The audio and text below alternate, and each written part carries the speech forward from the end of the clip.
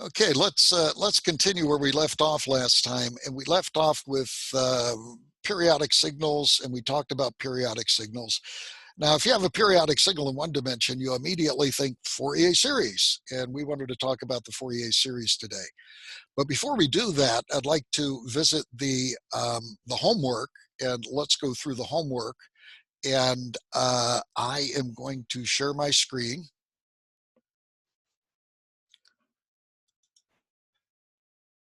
And I am going to put up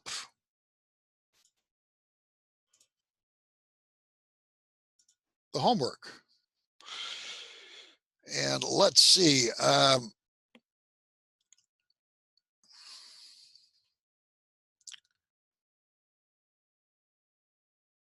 Let's start with 45.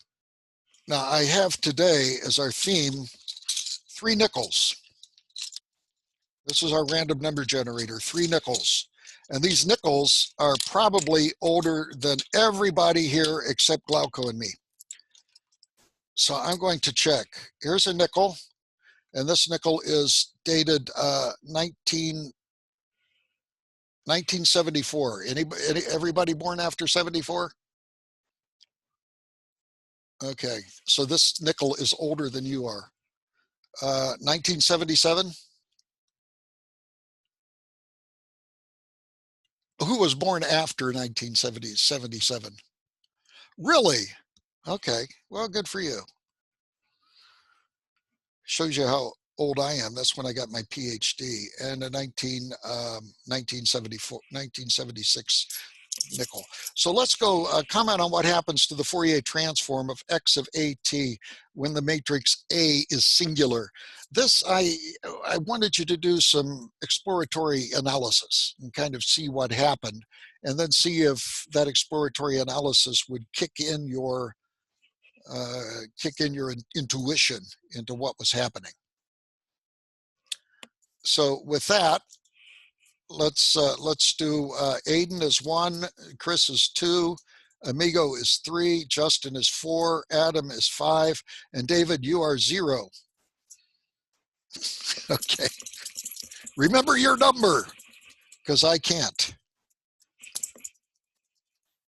Okay, let's see. We have heads, tail, 1, 0, 0. What's that? 4? Okay, Justin. And I will give you permission to share your screen because I am in control. Okay. That was actually the one that I wasn't quite sure about, that I didn't quite get. Okay. Okay. Well, let's move on. 2. Chris?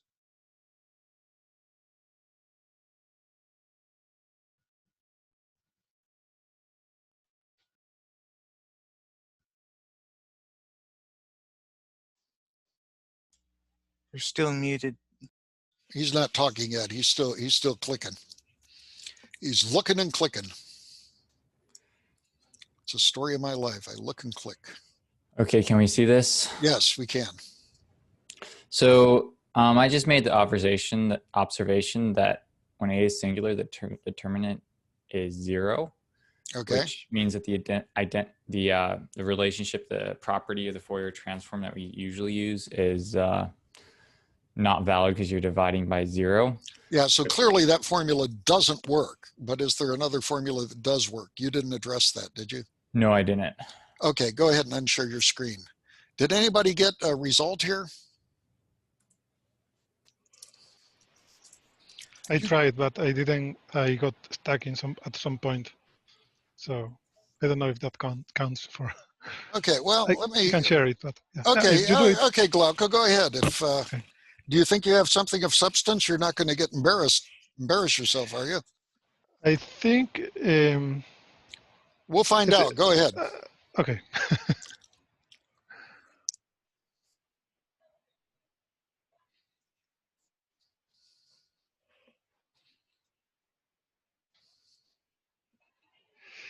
I get here, so the variables T1 and T2, they are in both positions and also multiplying the U1 and U2. Yes. So this is where I get. So it seems like we are missing something, a dimension here. We only have the diagonal. So this is a little bit embarrassing for me. So maybe you can expand Okay, more. so you are embarrassed. Okay, go ahead and Okay. unshare your screen. Okay, let me give this a try. Okay, David, did you want to give it a try? Yeah. So I'll say that uh, sorry, I'm in the process of sharing my screen. Okay, so I thought about it and figured that with a singular matrix, you're taking one dimension out of the vector, and thus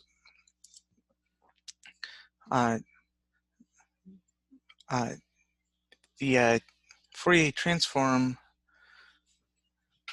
is going to have is going to be missing one dimension no matter what you do, and because there are no Dirac deltas, it's going to have what we called in one-dimensional Fourier analysis zero area. Okay. And so did you do any sketches? no, Okay. only inside my head. Okay. Do you normally do sketches inside your head? Sometimes. Okay, sometimes. Well, good. Okay, unshare your screen then, if you wouldn't mind. Here is the sort of thing that I would probably do. I would look at a very simple case, x of t.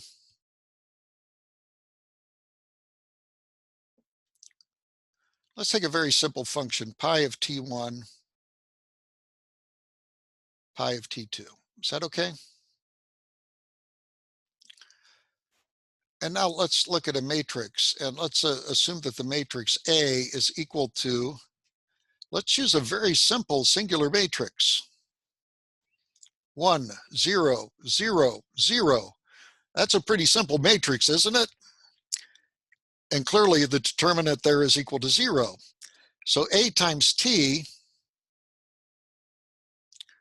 is equal to 1, 0, 0, 0 times T1, T2 equals to what? What's that equal to? T1? T1 and 0. T1, 0. Correct? So x of AT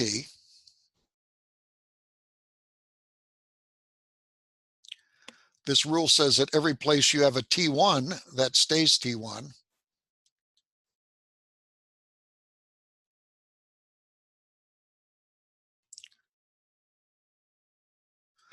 And for T2, we have pi at 0.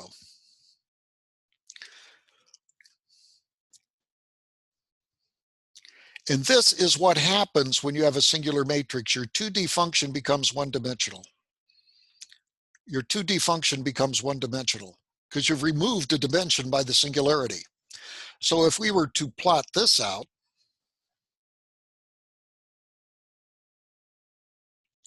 we would have a big slab going down here because pi at 0 clearly is equal to 1, right? So we don't have to worry about that. So we would have a big slab going down here, which is a rectangle function.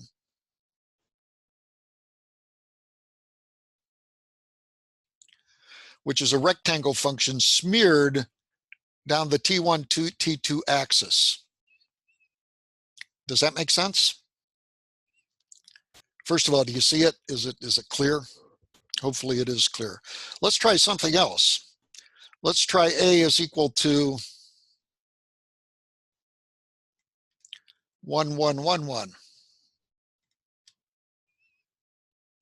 In which case A sub t is equal to, and hopefully we can do this in our heads, this.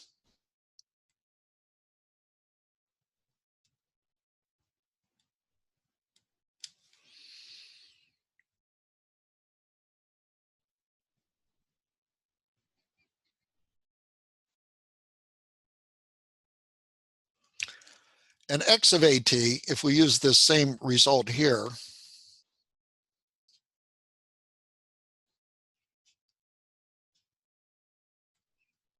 is equal to pi of, instead of t1, what do we do? T1 plus t2. And pi of t1 plus t2. They're exactly the same functions, aren't they?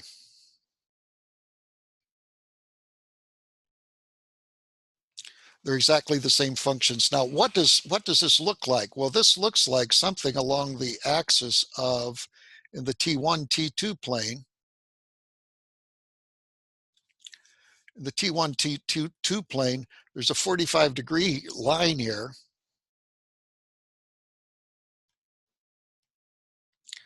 Along the line, T2 is equal to minus T1.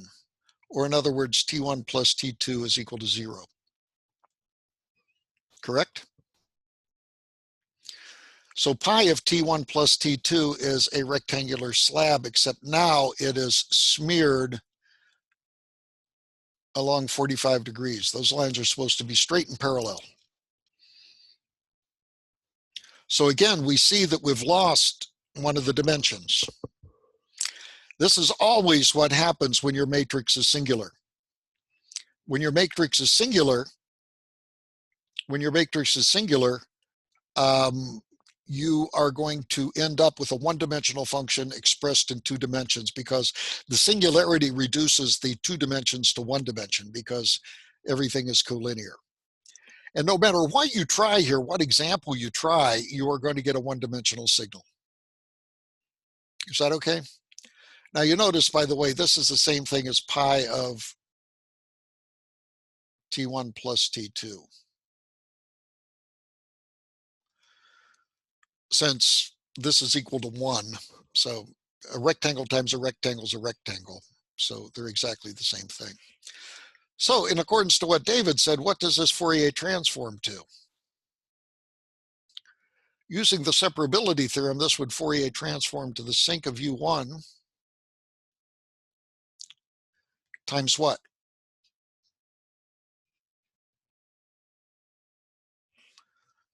We worked this problem in class already. We have a 2-dimensional Fourier transform of a 1-dimensional signal. Delta U2. U2, say again? Delta U2 or delta U1? Okay, you're right, I'm wrong. Delta of U2, that's right. Because this is a separability theorem, right? This is x of T1, x of T2 is equal to 1. And so this Fourier transforms to the relationship which is shown here.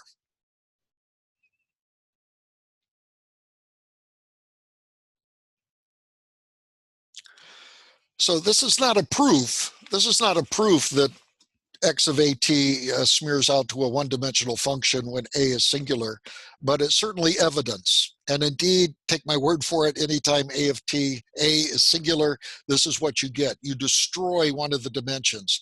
The 2 dimensions are basically collinear to each other, and you have one function on top of the other function. Yeah, and it's not collapsed to the destroyed dimension is not collapsed, but it's smeared. Yeah, it's smeared. Yeah, so there, by losing a dimension, you are reduced to a one-dimensional signal expressed in 2 dimensions, and that is always a smear along one of the axes. It's always the way to think of it. So does that help out? Okay. Again, when thinking about these things, if you're totally unsure, go to the simplest example you could think of. This is the simplest example that I could think of. And you can gain some insight by doing it that way.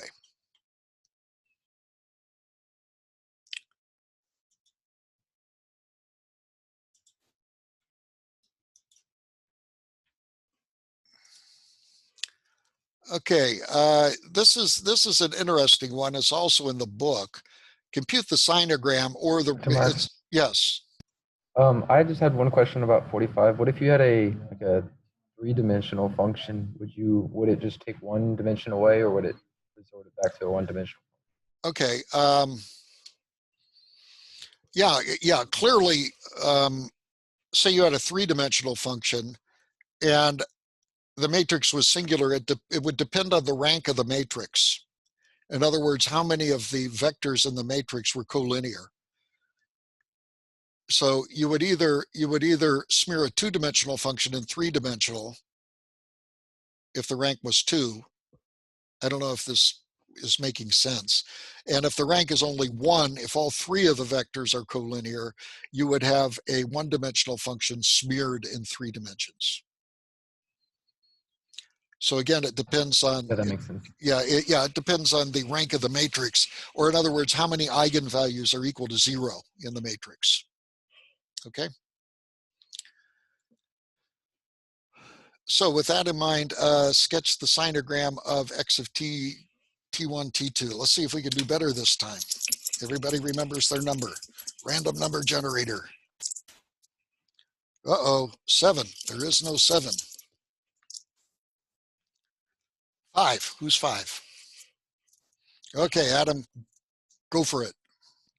So did you want a 46 or 47? I don't know. Yeah, pick one of them. Okay, I got a cool drawing for 46, I think. Although I do, I realized as class was starting, I haven't scanned yet, so I'm going to try the hold up to the camera method here. Oh boy. Okay. So So Adam came to class unprepared. indeed, I am bad. Okay, that's no good. Okay, everybody should probably click on that and go pin the video so it becomes full screen. If you click on Adam and you go pin video, it becomes full screen. Okay, that looks really good, except that you're jiggling. Okay.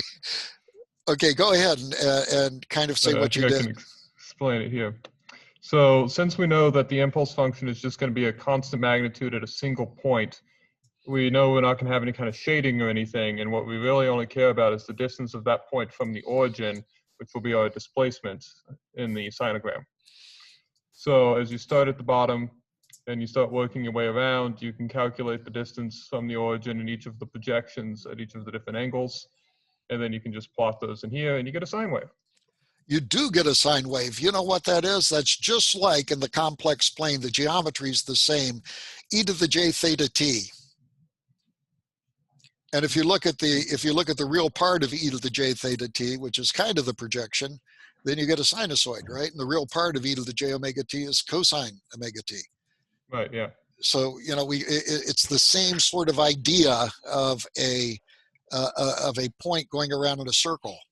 And that's kind of cool, because if you have a point going around in a circle and you just look at one of the projections, that is equivalent to, if you do the imaginary part, that's the same thing as the circle going up and down if you just look at the imaginary part. And if you sweep that out with time, you get a sinusoid. How's my imaging here? Okay. If you sweep that out of time, you get a sinusoid, which is exactly what we got here. Okay. That's good. Okay. I'm going to pin myself. Okay. So let's see what else. What other danger can we get into? Let me share my screen again and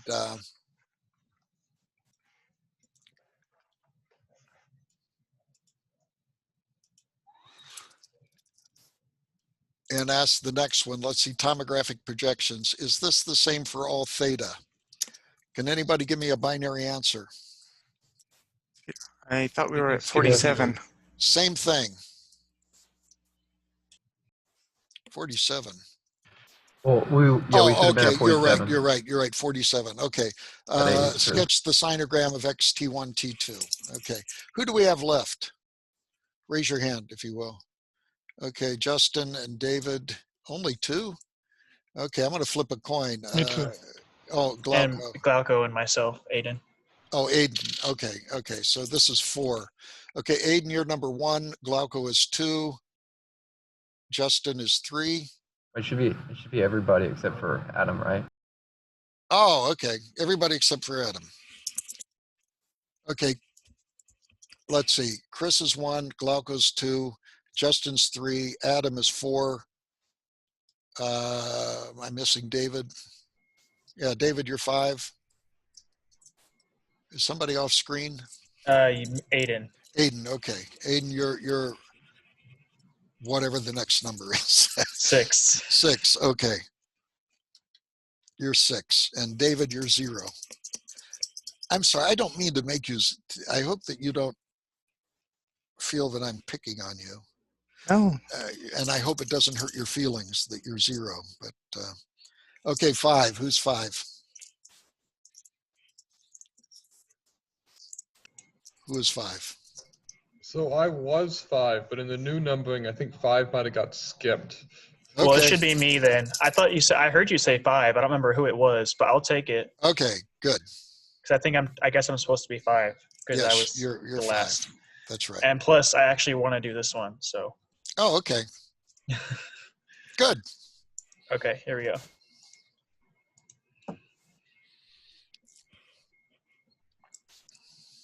Okay, that's good enough.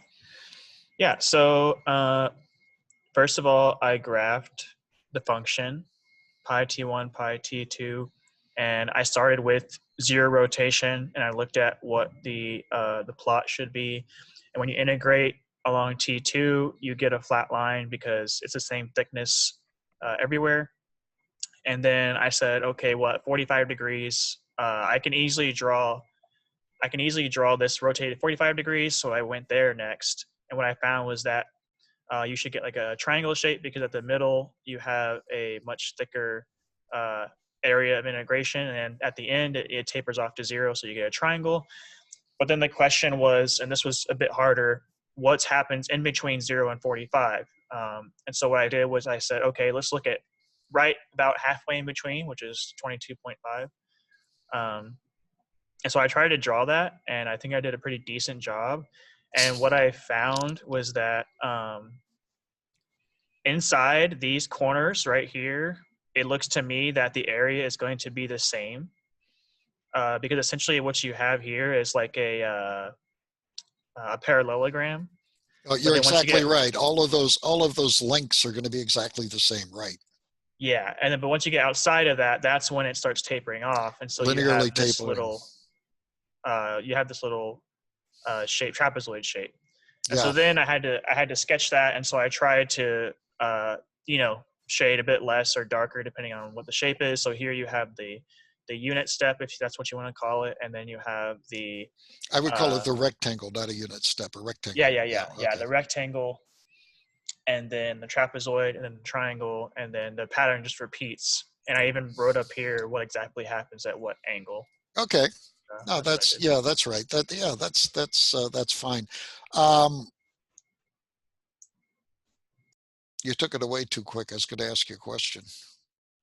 Could you put it up there again? Okay, thank you, Aiden. Is the triangle have a greater magnitude than the rectangle to the left of it? Yes, it does. Oh, you have it labeled. It goes up to the square root of 2. Good. Yes, okay. sir. Yes. Yeah. So yeah, when you calculate the diagonal of the square, you'll realize it's not 1; it's larger than 1. So it will have a larger magnitude here. Sure. Okay. So that's a very interesting Synogram, and it's one you can work out intuitively. Now, do all of these projections have the same area? Is the area of the rectangle the same as the area of the triangle?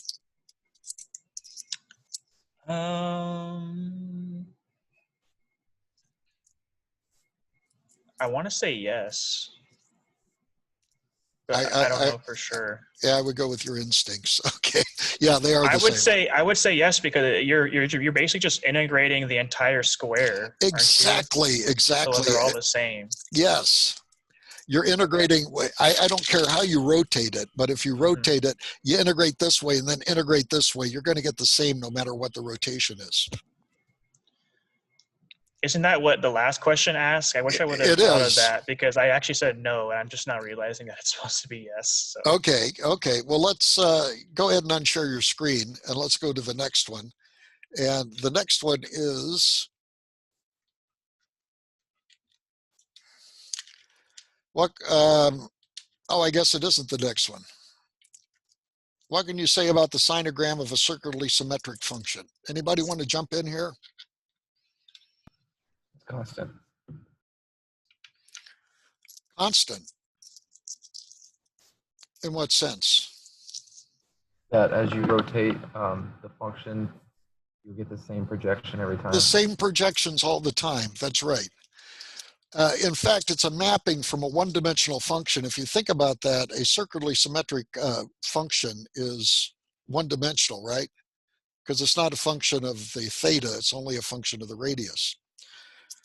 And it maps to a one-dimensional function, which is the projection, and the projection is the same in all the cases. The radon transform in this case reduces to something called the Abel transform. It's covered in your book. I didn't cover it in class, but it reduces to a very special case where if you have a circularly symmetric function, a single projection suffices for definition of the two-dimensional function, doesn't it? Because all the projections are the same. So how do you take that one projection and generate it back into two dimensions? And that is the Abel transform. It's kind of a special case of the radon transform and the inverse radon transform. Okay, were you trying to get my attention or were you stretching at him? Oh, our lights turned off. I was being in motion for the sensors. I see. Okay. Yeah, sometimes when I go in my lab, I would get no exercise if the lights didn't go off. So that's good. What do you, go ahead, what? I was going to say, it kind of tells you that you've been in there for too long if the lights go off. That's right. Well, not only too long, but motionless. Uh-oh, I dropped one of my random numbers.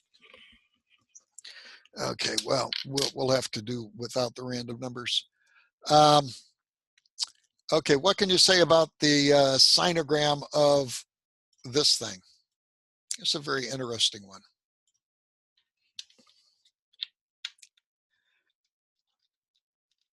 Anybody want to take that one? It's like soft in the borders and more intense in the middle. It is, but can you Also, actually, it's can you, constant. can you- Share the screen. Yes, yes. can you state the function though? Oh, you could actually no. give a function for the projection. No, I don't have it. Does anybody have the function of the projection? Okay, Gaussian? David, what's that? Is it like the Gaussian? It is a Twice of Gaussian. the Gaussian? Is that what you were going to say, David? Yes. Yes, it is a Gaussian. Yeah, it is a Gaussian, definitely a Gaussian. Who has that worked out? The math worked out pretty easily. Okay, David. Okay, David, go for it. Okay. Yeah.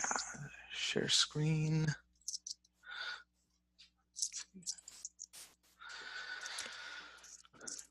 Okay. All right. So There it is. Okay. yeah, I broke the two Gaussians apart, then rotated them, and then put them back together, observing that. Wow! You killed a fly with a sledgehammer. That's okay though. No, that's beautiful. That's beautiful that it works out that way. But anyway, yeah, you came down. Go ahead. I'm sorry, I interrupted you. Yeah, so I found that they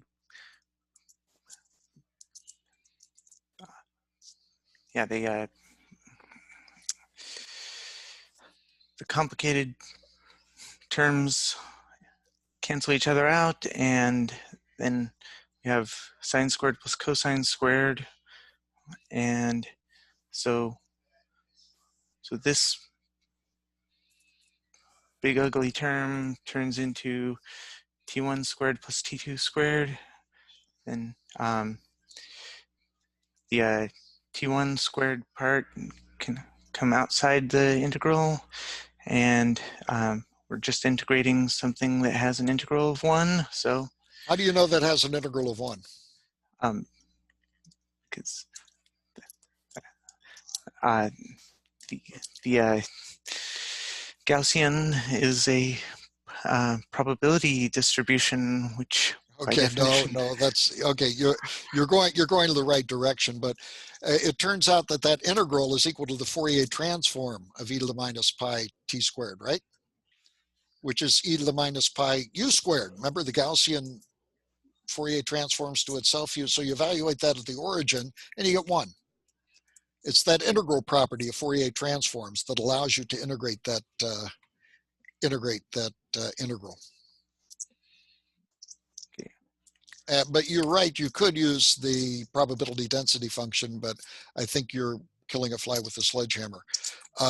So the idea here is that David did it exactly right. What I would have done is I would say, hey, that the projection is the same for all angles. So I could skip immediately to the equation 2 above his final answer. See the square box, 2 equations above that. I could skip to that, and I would say, yep, that's the projection when I don't rotate it. And so the projection is just equal to a Gaussian. Okay? Gaussians are really cool. Okay, thank you, David. Yeah, good job.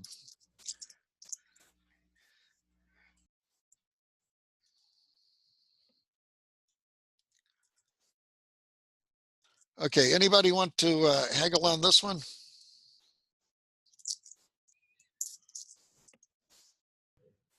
I got it. Like, it's the same for all angles because as you rotate around a function, you're like, I guess the density of where all the area occurs will shift, but the total area. Yeah, exactly. In fact, we saw that when you worked out the rotating square, right? The projections of the square. And you can see no matter the projection, if you take any sort of function and you rotate it, you get the projection this way, and then you integrate that. It's like getting the area of the function. And the total area of the function is going to be the same no matter where you rotate it, right?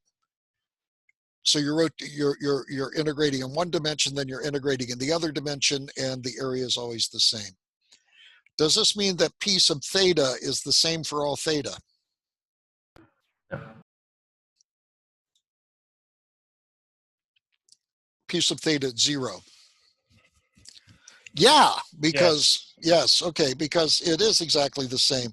So what does it tell you? If you do back projection, you're going to have a lot of buildup at the origin, aren't you? Because every one of those is going to give you the same number. So you do one back projection, you get this much. You do another back projection, you get this much. Another back projection, you get this much.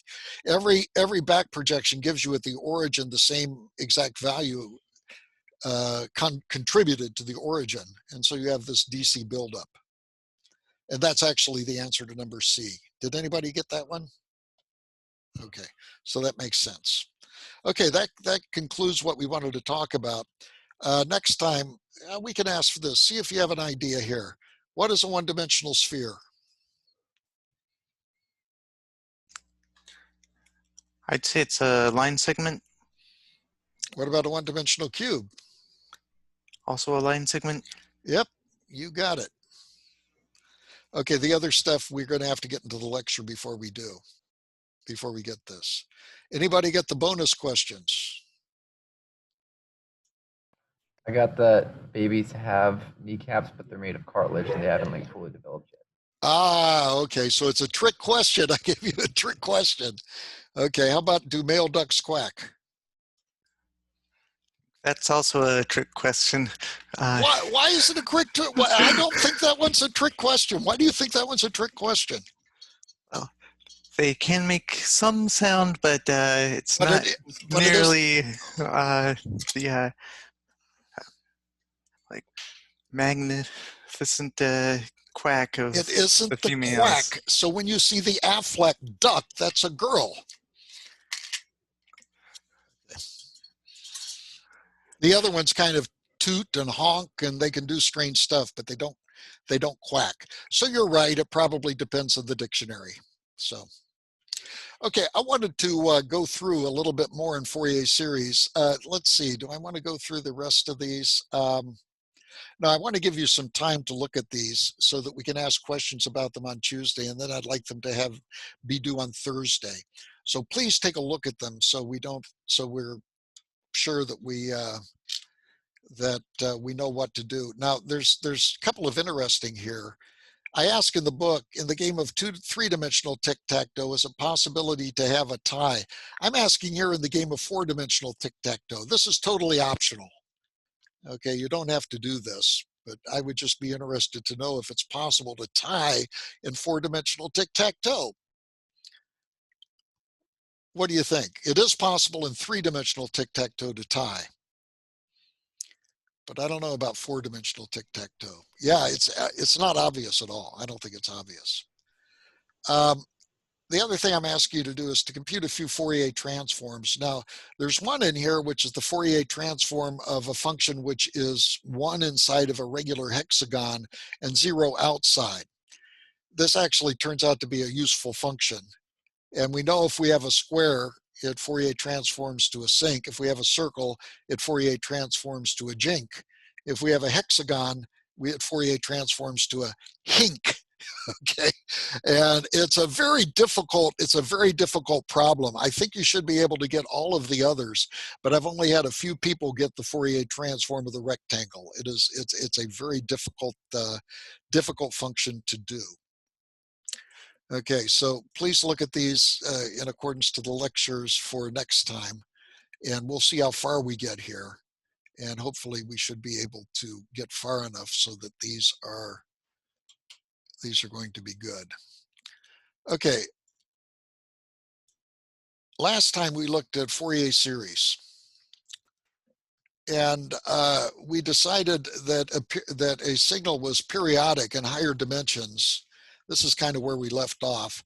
If we had this replication, that is, if you shifted a signal along a periodicity vector, you got exactly the same thing. So if we shifted this entire plane at amount P1, you would get an identical result.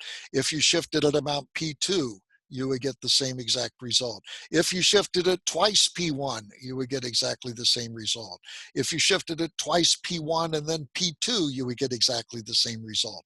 So this is the generalization of the idea right here, that no matter how you shifted it, P is the periodicity matrix times M, which is a vector of integers, then you would get exactly the same thing. Okay? So that's review. That was what we talked about last time.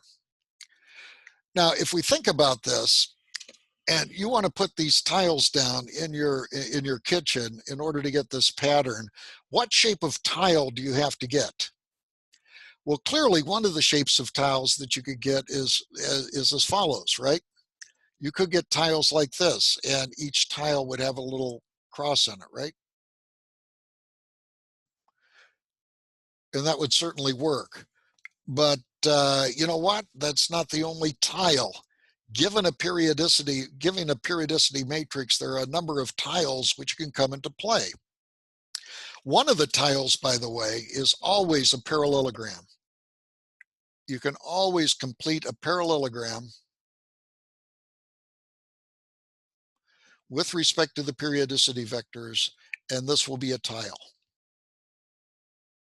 You know, notice that the tile here has a little piece of the crosses in all 4 corners. But if you did a hexagonal tile, or I'm sorry, a parallelogram tile, and you laid it out to fill the floor, then it would replicate the crosses. So the shape of the tile is not unique. Notice also that we could use these results. Now, I lectured ahead of myself. This is the parallelogram that you get by completing the parallelogram defined by P1 and P2. That's always going to be a tile. But also notice that you could use a hexagonal tile here. The hexagonal tile would have the cross in the middle of every tile. and you could get a bunch of hexagons and lay out your tile and get exactly this replicated pattern, right? So the point is that if you're given a periodic signal in 2 or higher dimensions, there is more than one way to generate tiles. In fact, there's a bunch of them. What do you think all of these tiles are going to have in common? Same area? Same area. And what is that area? The determinant of the P matrix? Yeah, the determinant of the P matrix. All of them are going to have this area. We know that because this is the area here. And it turns out that there is always one point per tile. So we have this point assigned to this tile. We have this point assigned to this tile. We have this point assigned to this tile. And in every case, we have a single point assigned to a tile. And so it just makes sense that they're all going to be exactly the same area. And the area is going to be determined, the determinant of the periodicity matrix. But even notice that we really can get really funky, weird looking tiles. For example, here's a tile. Now this is really not a tile, it's a disjoint tile. It is a tile which has a rectangular part with a hole in it. And I put the hole over here. So it's a rectangle with a hole in it, and I've displaced the hole to be over here. So the tile is the shaded area. So the tile consists of 2 pieces. Do you see that if I take this tile along with this circle, that I can lay those down and likewise fill up the entire plane without any gaps? If you like, I could do a small connection, a small massless connection between the tile and the circle. Do you see that that's a possibility of a tile too? So you can see, you can just go crazy on the definitions of tiles. There are many of them. Usually, if you're doing any sort of analysis, you want to choose the simplest geometry for the replication.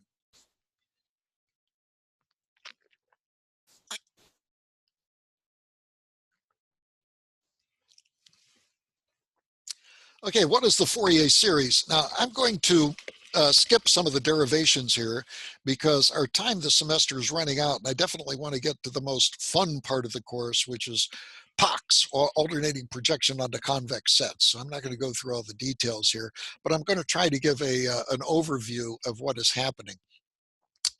This is the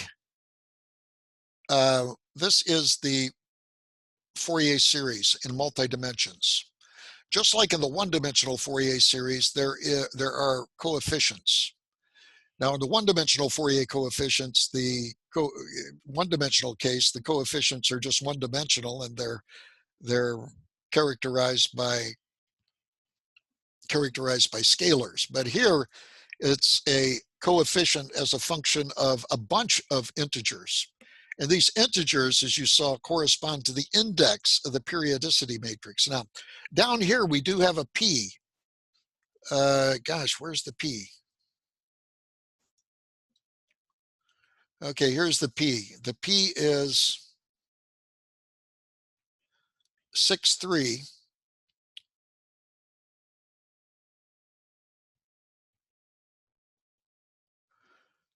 So this is the P1.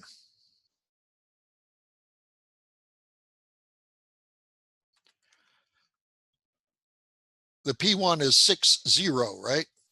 That's the first periodicity matrix. Or the first periodicity vector. The second periodicity vector is 3, 5. 1, 2, 3, and then up 5 here, which is right here.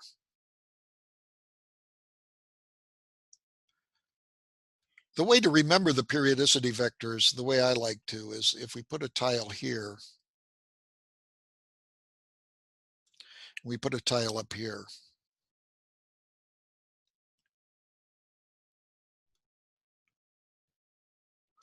This periodicity matrix connects this point, and notice where this point is in the tile. It's the center of the left-hand face, right?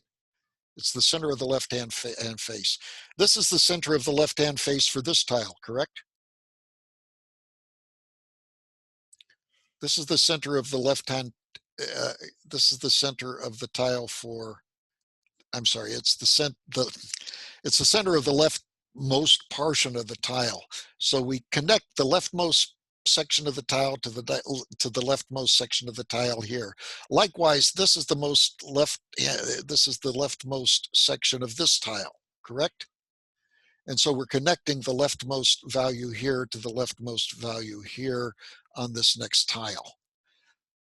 So if you will, we're taking the origin and we're kind of seeing where the origin is in this tile, and then we're taking the origin here and seeing where the origin is in this tile.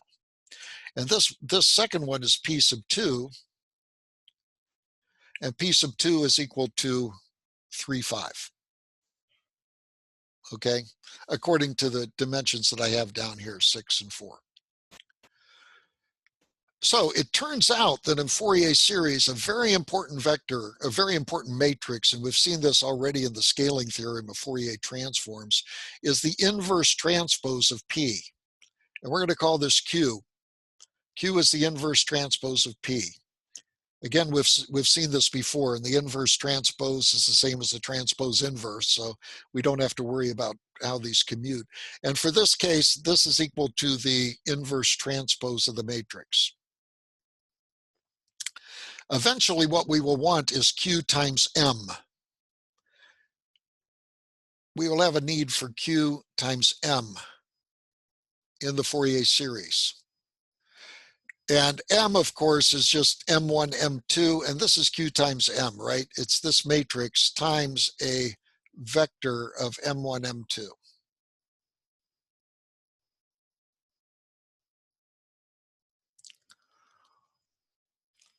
So this is Q sub M.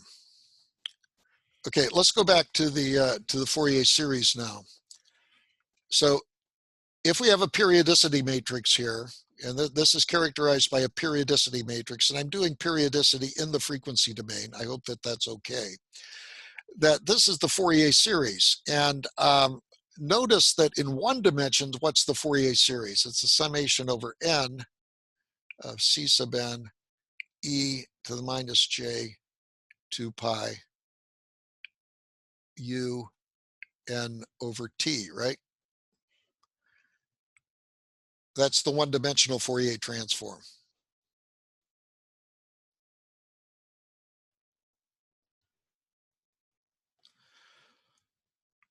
T is what? The period, right? Now, clearly, we can't divide by a matrix. We'd like to divide by something equivalent to T, but we can multiply by the inverse of a matrix. So that's where this Q comes in. This Q is kind of like 1 over P, right? So that takes the place of that. And then remember how we obtained the Fourier series coefficient of a periodic signal.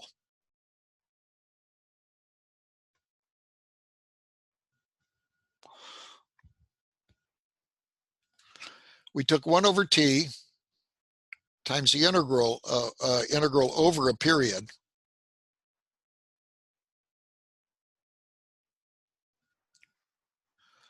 Of the periodic function, say S of u, times e to the j 2 pi n u over t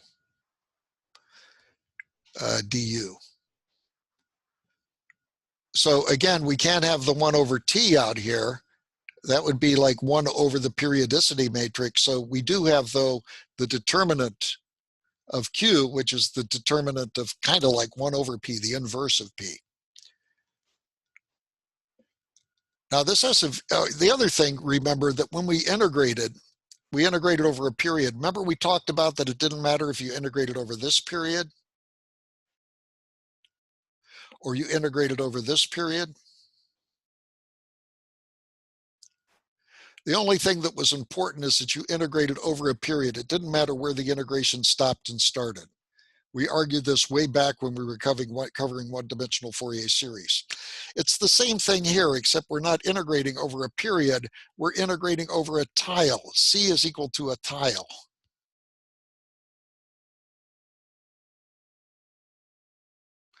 Wow, that didn't work out very well, did it?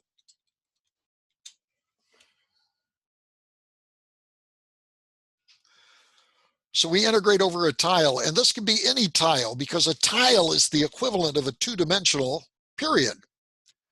A tile is an equivalent of a two-dimensional period. So C is any tile. And which tile do you choose? Well, which period do you choose? You choose the one that's easiest to compute if you're doing some analysis. And that's what we want to do here, is we want to choose a tile that's most easy to perform. Like over here, in this example, I could use a hexagonal tile, couldn't I?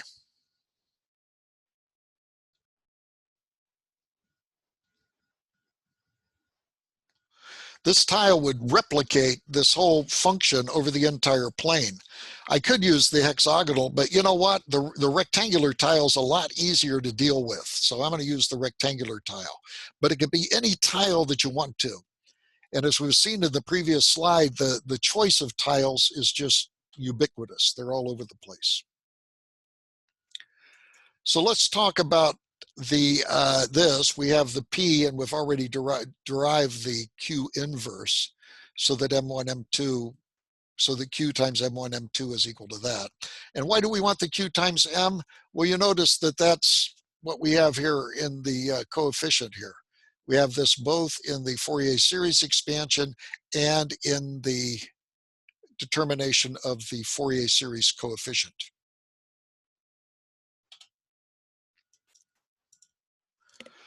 So we're going to do an example two-dimensional Fourier series. Now here, we're going to assume that this is a sheet of dough, and we've cut out circular cookies. So what is left is 1 inside the shaded area, and where it's white is going to have a value of 0. So that's where we took the cookie dough out. Is that okay? So how can we characterize this within a tile? Within a tile, this is a rectangle function. This is the rectangle function describing this tile.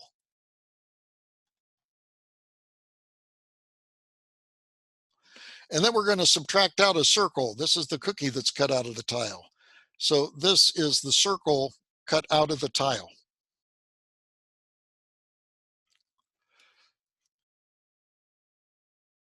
Now, if you did recall, how did we perform the Fourier series coefficient in one dimension? We took a single period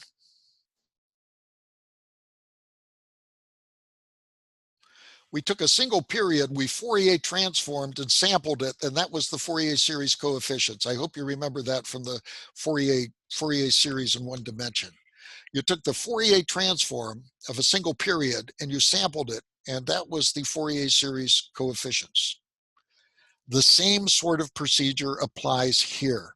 We can take one of the periods. Now, one of the periods means one of the elements within a cell, Fourier transform it and sample it, and that gives us the Fourier series coefficients.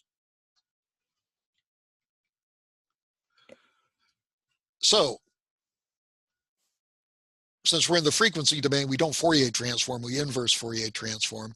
And of course, the Fourier transform of a rect is a sinc-sinc, and the Fourier transform of a circle is a jinc. And here they are with all of the details laid out. And there's also a shift because this circle in the rectangle is centered at a point here. So that's the Fourier transform of a single period. Now, in order to get the Fourier series coefficients, what do we need to do? We need to sample we need to sample this function. So that's what we're going to do. We're going to sample this at, we're going to perform this Fourier transform, and we're going to set T is equal to Qm.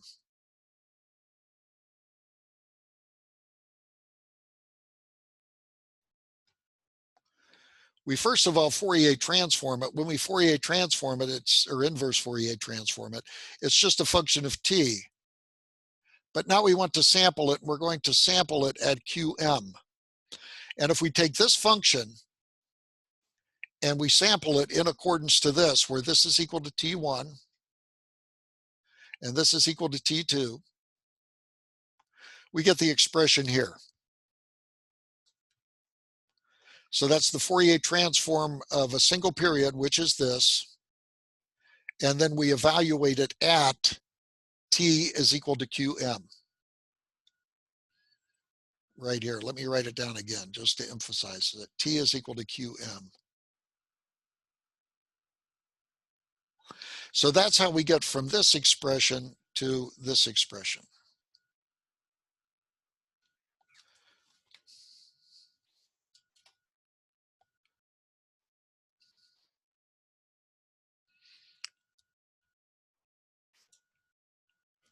Okay, once we get there, we can put it all together. And this is our final Fourier series. It's the double sum of CM1, M2. So you take this whole thing and you plug it in here. I could have done that, but it would have got pretty ugly if I did this. Times e to the minus j2 pi. Ooh, where does this all of this come from? This is equivalent to, in the Fourier series, this expression. This is equal to U transpose times Q times M.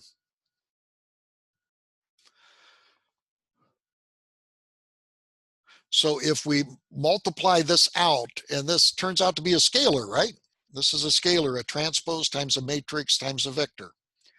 And if you multiply that out, this is what you get. And that then is the two-dimensional Fourier series. Now, I know I've skimmed over this a lot, and I've probably left you in the dark a little bit, but I hope I've given you sufficient tools to where you could do this on another simple problem.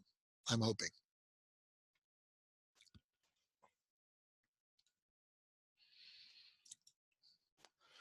Okay, we're going to finish it off with something which is kind of fun. And then we're going to get into the sampling theorem next time, and then we're going to get into the POCs. And here's the question. If you take the Fourier transform of an image, this is a brand new topic, by the way. In fact, it's in the book in this order, but I'm not sure why I put this example in the book here. If you take two images and you Fourier transform, that you're going to get a magnitude and a phase in the Fourier transform, right? Which one is more important, the magnitude or the phase? It turns out that it's the phase which makes or breaks you.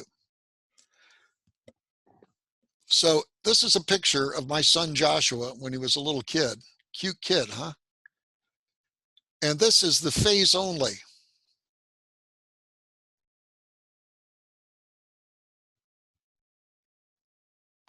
This is the phase only. I hope you can see sufficient resolution to see that Joshua's outline is here. Do you see it? It's not totally 100% clear, but Joshua's outline is there. And this is what you do if you take this picture. Do you know who this is? Is it you? That's me as a little kid. And I was allergic to dogs, so my parents bought me a pet balloon. Just kidding. No, they didn't. I had a balloon for some reason. Hey, that's kind of funny, all right? A pet balloon. Okay, so if we took this and we did only the phase, we get this picture. And you'll notice this picture contains the original picture, at least in the outline. Now, what are we doing? Usually Fourier transforms, I'll just do it in one dimension. Fourier transforms are like this in terms of magnitude. And the phase is just, cattywampus, okay? This is the angle of the Fourier transform. Now, what happens if you keep only the phase? If you keep only the phase, then that's equivalent to making the amplitude equal to 1, right? It's equivalent, if you only keep the phase and you set the amplitude equal to 1, notice that's kind of like a high-pass filter, isn't it? So you're taking any any values out here, any phase out here, and before that phase was attenuated. Now that phase is amplified. And what happens when you high pass filter an image? You get something which looks like an edge detector, because what you're looking at is the high frequency of the signal. And indeed, this is what you see here. You see a gray level and then kind of an outline of the edges of the signal. And that's preserved when you just do the phase only. Now, what happens if you do the magnitude only? If you do the magnitude only,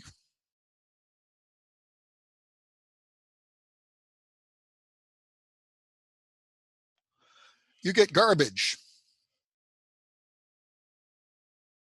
There's nothing there that's recognized. And so we see the same thing in this picture here. If we just do we do a Fourier transform, we set the phase is equal to 0, and then we inverse Fourier transform it. So we throw away the phase information. Totally wrong. Here's what's really interesting.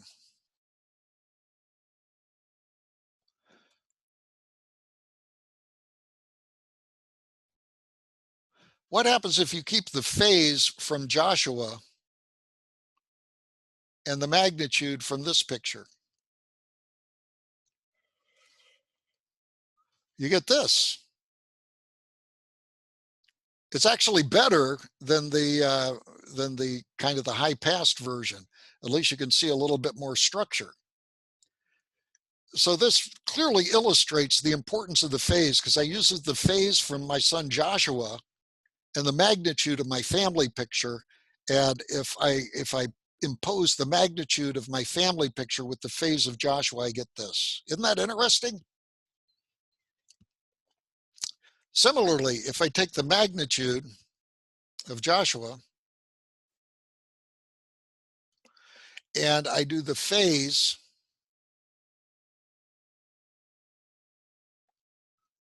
from my old family picture, you can start to see the structure come out. In fact, you might argue it's a little bit better than this phase only picture, right? And why is that? Why is that? Because you've thrown away the original, you've thrown away the original magnitude. Yes, but you've imposed a new magnitude, and guess what? That new magnitude is going to attenuate the high frequencies just like the original one did. So the edge detection goes away. So this, I think, is very instructive if one wants to characterize a signal by the magnitude and phase. Which one is most important? The phase is clearly more important in defining the structure of the signal. Phase is enormously important. Okay, any questions on this at all? So when you did the superposition for the last photo, is that just, it's literally just superposition, like you take one and put on top of the other, or did you like add them together, or? Yeah, I took, say, Joshua, which was x e to the jx. So this is the Fourier transform, right? And let's say this one is y times e to the jy. Is that okay? This is the inverse Fourier transform of e to the j, I'm sorry, e to the aj. I should put an angle. Well, you get the idea. This is e to the j. No, I should put an angle here. E to the j angle of y. E to the j angle of y. So all of the magnitude information for this was set to 0. This is e to the j, I'm sorry, phase of x only. I think I misspoke previously, but in other words, we set all of the magnitude equal to 1, therefore affording the high pass filter. Down here, we had the magnitude of the family picture times the phase of the Joshua picture.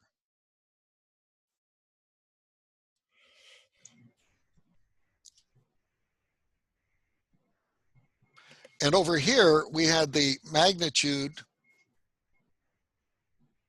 I'm sorry. No, I got that wrong, didn't I?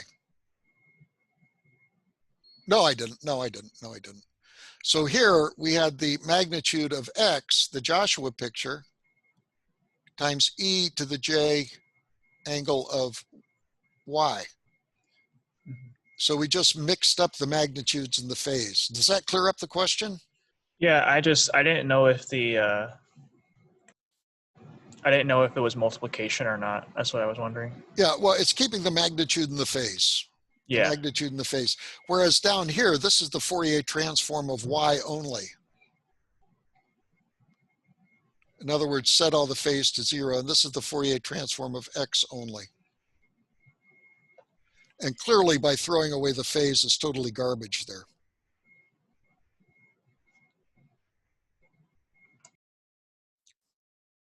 Okay?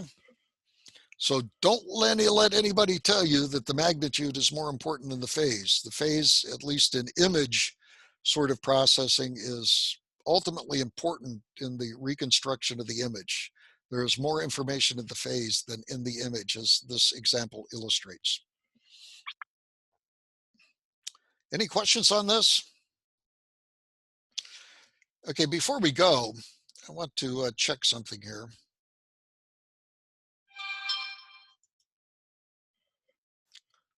I want to check something here.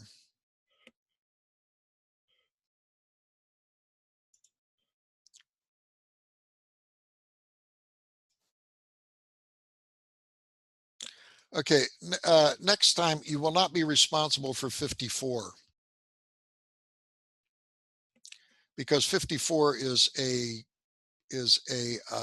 sampling theory question, and we haven't covered the sampling theorem as of yet.